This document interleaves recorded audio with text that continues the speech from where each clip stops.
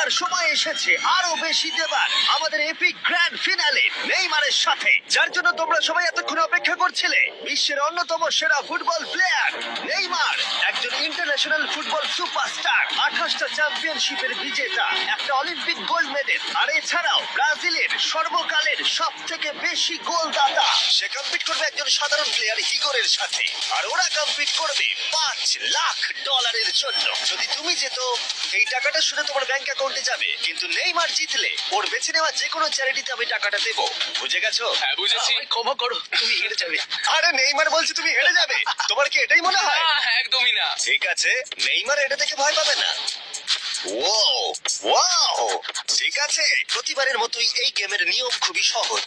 আমরা শুরু করব একটা পেনাল্টি শুট আউট দিয়ে। দুজনে স্কোর করলে আমরা 15 পা করে পিছিয়ে যাব। ততক্ষণ আমরা এটা করে যাব যতক্ষণ না একজন স্কোর করে আর একজন মিস করে দেয়। কে প্রথমে শুরু করবে? চলো। Rock paper scissor shoot. আমি জিতে গেছি। তাহলে নেইমার প্রথমে। এতে পুরো চাপটা আমার উপরেই পড়বে।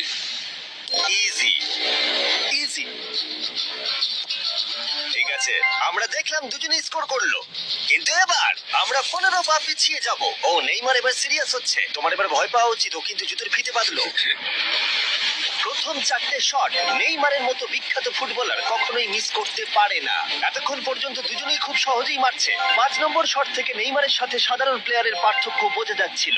অফিসিয়ালি দুজনের পক্ষেই চ্যালেঞ্জটা এবার কঠিন হচ্ছে। যতক্ষণ না মিস হচ্ছে ততক্ষণ আমরা পিছবো। এবার তুমি আগে মারো। আমি আর ঠিক আছে মারছি। ও ও ঠিক আছে, এটা এখনো পর্যন্ত তোমার সবথেকে বাজে শট। এবার নেইমারের পালা। ও মাই গড, বলটা পুরো সুইং করে গোলের ভেতরে গিয়ে ঢুকলো। চাপে পড়লে খুব ভালো লাগে। বিশ্বকাপের চাপের সাথে এটা তুলনা হয় না।